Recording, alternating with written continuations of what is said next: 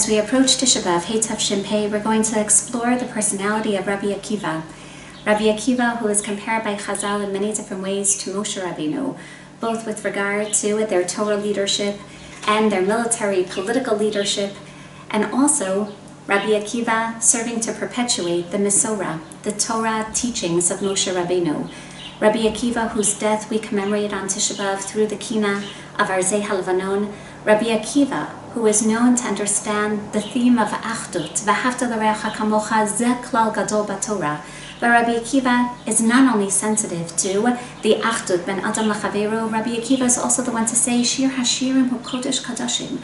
Lo haya olam kulo kedai, ela kiyom shenitan shir hashirim liYisrael. Rabbi Akiva understands what love between man and fellow man is all about.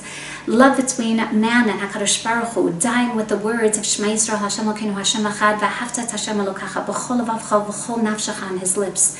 And Rabbi Akiva, who also, through his stories, is going to demonstrate what love ben ish li'ishto is all about. And through the stories of Rabbi Akiva, and particularly those with his wife Rachel, we're going to see not only what Mesorah means, but what Mesirut and Mesirut Nefesh is. What the commitment one to the other, commitment to a life of Torah and mitzvot, and ultimately commitment to Yerushalayim is about. We begin with the daughter of Kalba Savua, one of the wealthiest men of Yerushalayim, prior to the destruction of the second Beis HaMikdash, of whom it said that people would walk into his house hungry like a dog and walk out entirely satiated. Rabbi Akiva's daughter, who saw the tzniut, the Kalba Savua's daughter, who saw the tzniut of Rabbi Akiva and says to him, if I allow you to be Mekadesh me, would you go and learn Torah? And he says yes. And when Kalba Savua hears about this Kiddushin, he swears that he's not going to allow his daughter or his son-in-law to enjoy any of his wealthy possessions. And sure enough, this story, recorded in Masechet Ketuvot, is also recorded in a similar fashion in Masechet Nedarim, Daf Gimel, Daf Nun Amud Aleph. And there, on Daf Nun, we also hear that once they were married, Rachel and Rabbi Akiva are living together in a barn, literally in a matbein. And Rabbi Akiva would wake up every morning and hayam malake teven mitoch saroteha. Rabbi Akiva would wake up and he would take out the strands of hay from his beloved wife's hair. And as he did, he saw through the golden hay, he was already thinking about Yerushalayim shel zahav. El malei haya biyadi hayiti noten lach Yerushalayim shel zahav. If I could only put in your hair, instead of this golden hay, the golden tiara with the beautiful landscape of Yerushalayim engraved upon it, worn only by the wealthiest of women. Rabbi Akiva says, I'm so committed to you. I would love to put, instead of this hay, I would love to put the Yerushalayim shel zahav. And the story continues to tell us that a poor man, disguised Eliyahu HaNavi as a poor man, comes and knocks on the door. Anna says that his wife just gave birth and they don't even have hay. And Rabbi Akiva says, you see, we're very happy, but at least we have hay.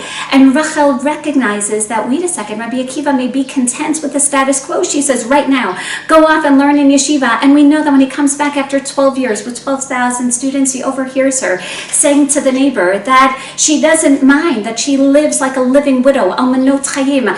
Rather, if she could, she would send Rabbi Akiva back for another 12 years, which in fact he does. And then after 24 years of a life devoted to Torah study, he comes back with 24,000 students.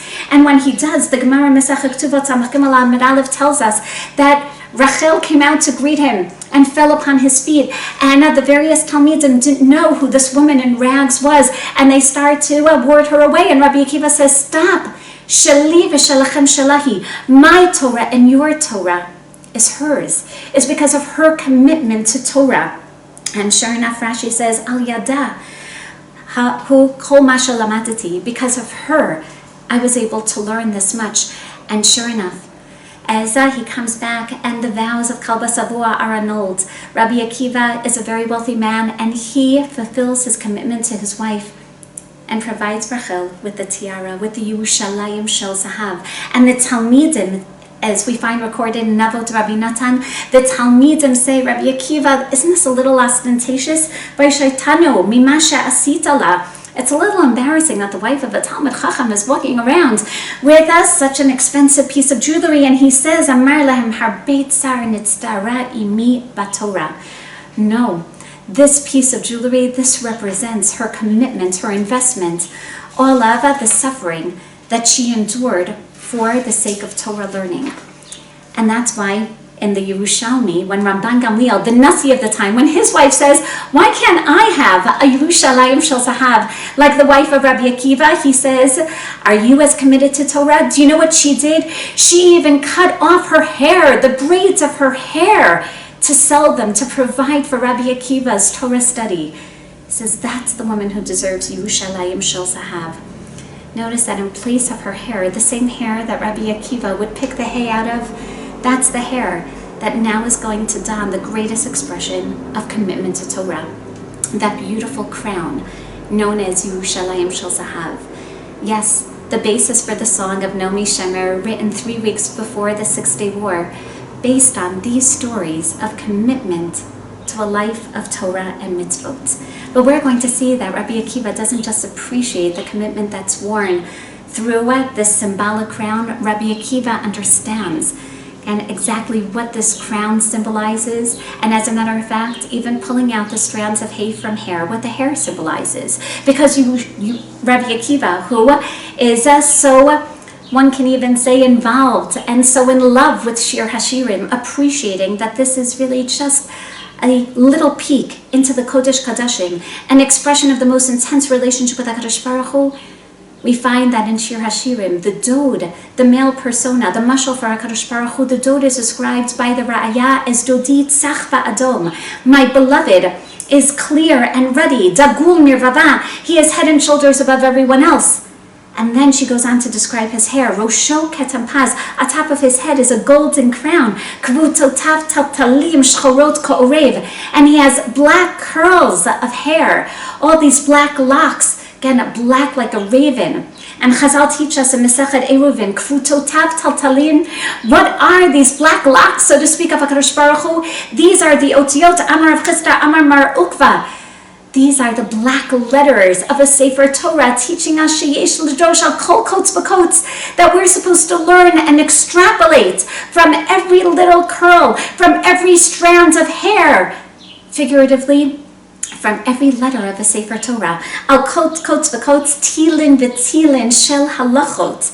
And this is exactly what Rabbi Akiva does. Already, as he knows how to draw the hay from the hair, he knows how to also extrapolate halachot, kal v'chomer upon kal v'chomer, from the letters of the Sefer Torah. But it's not just the hair that Rabbi Akiva knows how to appreciate. It's not only every kotes of yud, every little strand that comes down from a yud of the Sefer Torah. Rabbi Akiva also appreciates the crowns atop of these letters.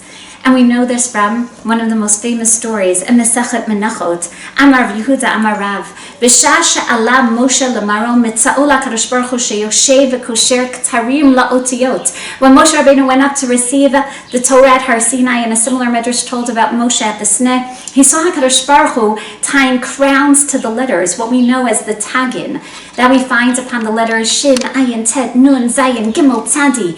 And Rabbi Akiva, Moshe Rabbeinu asked, Amar lefanav ribono shel olam, mi ma'akev al yadecha. Moshe Rabbeinu asked HaKadosh Baruch Hu, who is holding you back? We've been waiting thousands of years for the Sefer Torah, and now you're putting crowns on?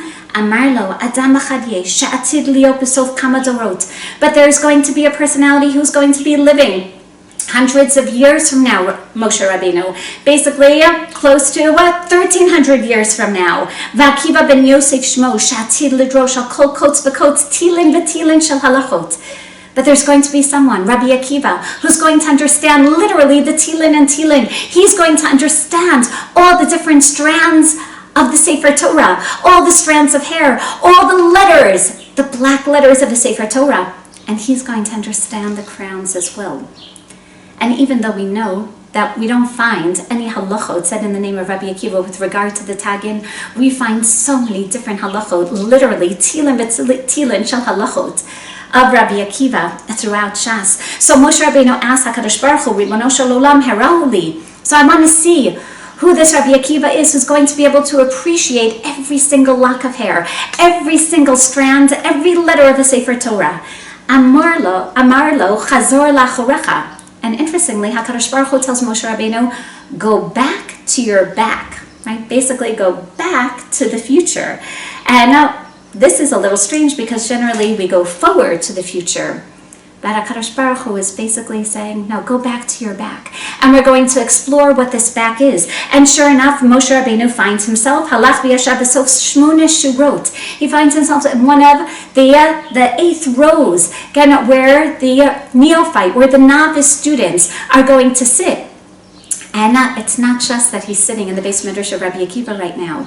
We know that there are 4 lines that separate every sefer, in every chumash in the Sefer Torah. And therefore, Rabbi Akiva, the Midrash is basically placing him right inside a Sefer Torah as he hears this brilliant shir of Rabbi Akiva, but he doesn't understand what Rabbi Akiva is saying. And as he does tashash kocho, he is very disappointed. Kevan shigia ledavar echad. But as soon as Rabbi Akiva came to a davar echad, to one point, amru lo talmidav, Rabbi minayin lacha. Rabbi Akiva, how do you know this? And Rabbi Akiva answers, halacha l'Moshe misinai. I know this because it's a halacha l'Moshe misinai.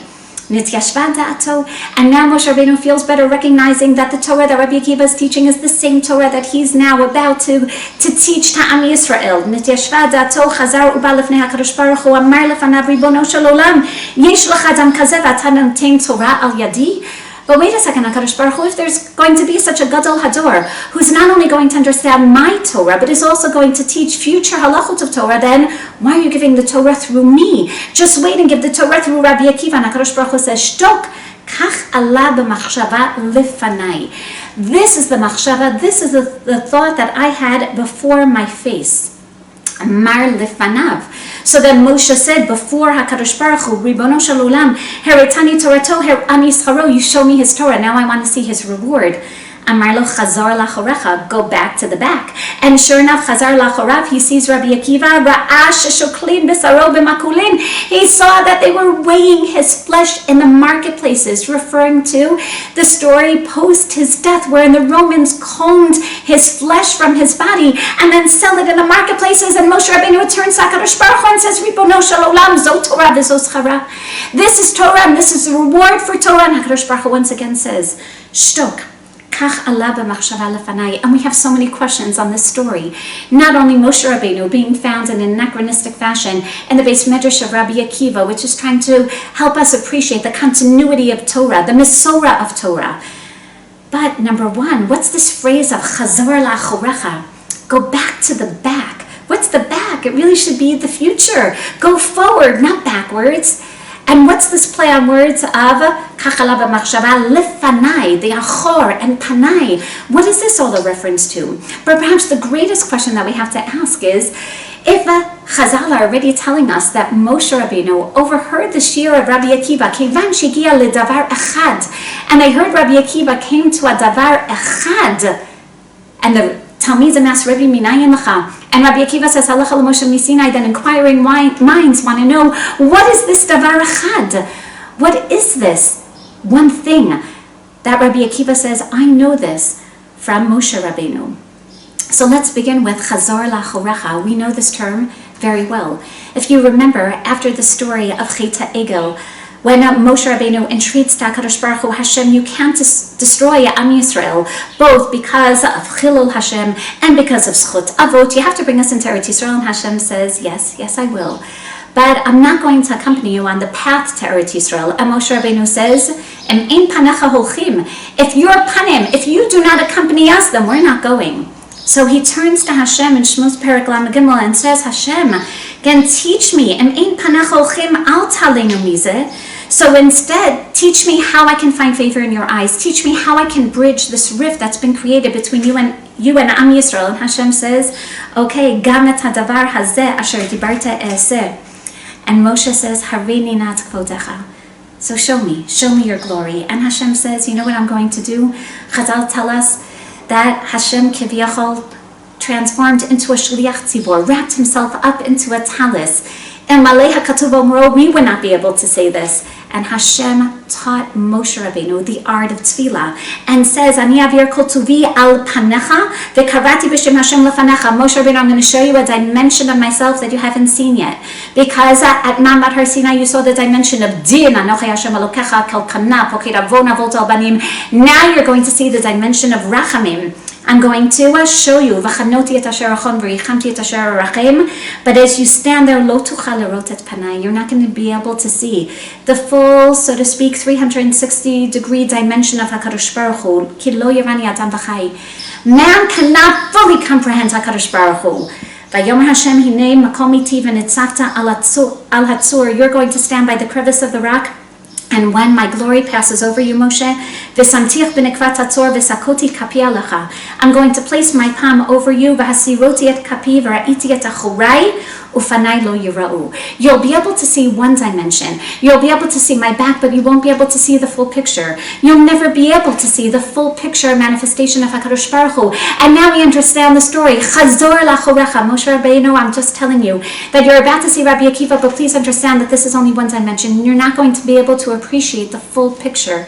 You're not going to be able to understand Zo Torah v'zo schara chazor lachorecha. Moshe Rabbeinu, remember the story of the Achora, Amar lefanav. You can't fully see the panim of HaKadosh Baruch Hu, only the Achora. And now we understand that in this context, what was that? Kevan shehigia ledavar echad. What did Rabbi Akiva come to that his Talmidim asked him, Minayin lecha? Well, we know it from the continuation of the story in Brachot Samach Aleph Amud Bet. B'shah she'otziu et Rabbi Akiva la'ariga zman kriyat shema haya. When Rabbi Akiva was led out of incarceration after teaching Torah in public, it was a time to recite Kriyat Shema. But truth be told, that for Rabbi Akiva, every moment was a moment of Kriyat Shema. Whether it be the night of the Seder, again, whether it be as he's being taken out, because for Rabbi Akiva, every moment was a moment of Shema Yisrael Hashem Elokeinu Hashem Echad. Every moment is a moment of Kabbalat Malchut Shamayim. And as Rabbi Akiva is taken out, they would comb his flesh with iron combs. V'hayam kabel alav ol Malchut Shamayim. Amru lo Talmidav Rabbeinu ad kan. Ad kan is the continuation of Minayin lecha. Even now, you're still going to be adamant about Higia ledavar echad, and now we're going to see what that davar echad is. Amar lahem kol yamai hayiti mitzvah al pasuk zeh. He says, my entire life I've wanted to fulfill the teaching of my Rabbi, of Rabbi Eliezer. V'ahavta et Hashem Elokecha b'chol levavcha v'chol nafshecha afilu notel nafshecha. And I could love Hashem with all my heart and with all my possessions, but to love Hashem with all my life, even if my life is taken away. Amarti matai yavo liyadai v'akaymenu v'achshav shaba liyadi lo akaymenu. Now I have the opportunity to fulfill this, to show how much I am deeply in love with HaKadosh Baruch Hu, how committed I am to Hashem. Hayam ma'arich be'achad ad sheyatzta nishmato be'achad yatzta bat kol v'amra ashrecha Rabbi Akiva sheyatzta nishmatcha be'achad kevan shehiya ledavar achad. You know what that davar echad is? Rabbi Akiva was teaching them, Shema Yisrael Hashem Elokeinu Hashem Echad. Your lives have to be so devoted to Torah and mitzvot. You have to be so committed that you're willing to give up your life for Torah and mitzvot. And the Talmidim say, how do you know this? How do you have such commitment, Rabbi Akiva? Halacha l'Moshe Sinai. I know this from Moshe Rabbeinu. And that's why, Rabbi, Ad Kan, even now, yes, says Rabbi Akiva, this is what Mesirut Nefesh is all about. And we know that Rabbi Akiva's entire life is a life of Mesirut Nefesh, whether it's the famous story in Reuven of Rabbi Yeshua HaGarsi, his very devoted Talmud who provides him with food and drink while he's incarcerated in the prison by the Romans. And one day when the officer spills most of the water, and Rabbi Yeshua comes to Rabbi Akiva with such little water, what does Rabbi Akiva do with the water? He uses it to wash Netzilat Yadayim, and Rabbi Yeshua HaGarsi says, wait a second, you need to live. And Rabbi Akiva says, no, I'd rather die than not only transgress a mitzvah d'oraita, but even v'lo avor al dat chaverai, even to transgress a mitzvah midrabanan. Rabbi Akiva basically says a life without mitzvot is not a life worth living. A life without Torah is not a life worth living. And the famous story of Rabbi Yehuda ben Pappos, who asked Rabbi Akiva, how could you be teaching Torah in public? Because fish out of water, fish out of Torah, have no chance of survival. You have to be in an element of water, in an element of Torah. And even if it's dangerous, life without Torah is not worth living. Our lives have to be committed to Torah and mitzvot. In a beautiful Midrash on the piyut that we recite on Yom Kippur, Eila Eskara, the Midrash says that after Rabbi Akiva was tortured to death, they took him, Hadorish Kitrei Otiot, Umegala Panim Batorah, they took him back to the prison, and came along Eliyahu Hanavi, after saying Rabbi Akiva Tzadiku, Hatsur Tamim Palo, he understood this dimension of HaKadosh Baruch Hu, that you can't always understand Hashem. Hashem is perfect. That's the halacha l'Moshe Misinai. What Moshe says in Shira Tazinu, Hatsur Tamim Palo, that is difficult as things are, with pandemics all around us, with not understanding the suffering in this world, we still remain committed. Shema Yisrael Hashem Elokeinu Hashem Echad. And a bat kol came out and said, Ashrecha Rabbi Akiva, Shayita Tzadik v'Yashar v'Yatsa Nishmatcha b'Tzadik v'Yashar. And Eliyahu Hanavi came and carried Rabbi Akiva upon his shoulders and took him to the Yeshiva Shalmala Lidro Sham b'Kitrei Otiot, to continue to teach the crowns of the letters, the crowns of HaKadosh Baruch Hu, not just the halachot of the Sefer Torah, but the crowns of commitment to Torah. Now we understand why he grants his wife Rachel the Yerushalayim Shel Zahav, the crown of commitment for her commitment. And he's Dorish, those Ketarim. He understands what that commitment is all about. And it's not just a crown. It's a crown of Yerushalayim. Basically, he says, you want to understand what a life of commitment to Torah and mitzvot is all about? It goes hand in hand with a keter of Yerushalayim Shel Zahav. That's the golden crown upon the letters of the Sefer Torah. It's not just any crown, it's Yerushalayim.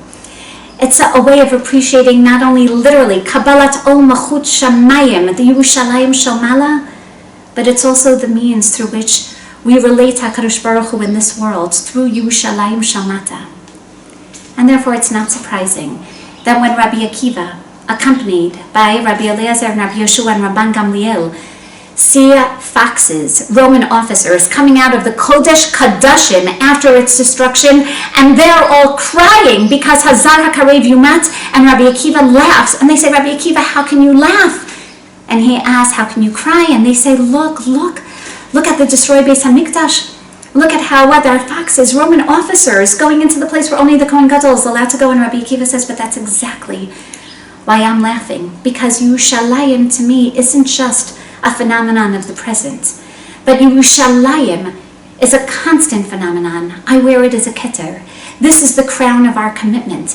And if now I see, he says, that the Beis HaMikdash is destroyed again, just like Yirmiyahu and Uriah HaNeviim prophesied the destruction of Bayit Rishon, but then came along Zachariah ben Berachio ben Iddo HaNavi, and he prophesied, Od Yishvuz Kinemus Kenot, Rechavot Yerushalayim, that Yerushalayim is going to be settled once more. Then I know that even though this Beis HaMikdash is destroyed, the keter of Yerushalayim Shel Zahav is always there. That I know when I look at these shualim, I see the foxes, and I laugh, because I know that Yerushalayim Shel Zahav continues to the future as well, and it's going to be rebuilt. And I'm reminded of the foxes of Shir Hashirim, Shualim Huchuba, Shualim Bachut Mechablim Kramim. He's reminded of the Ra'aya of the Shekhinah in Shir Hashirim, who says, I can't come out right now because there are foxes outside, but don't worry, Dodi Liva Nilo. And Rabbi Akiva laughs because he understands what commitment to a life of Torah is all about, and how that's going to be manifest through Yerushalayim. And that's why his wife is going to walk around with Yerushalayim Shel Zahav for her commitment. And that's why Rabbi Akiva walks around with the halachot, the tilin shel tilin of halachot, and is dorish the same ketarim, the same crowns of a Sefer Torah, which are manifest through the crowns of Yerushalayim.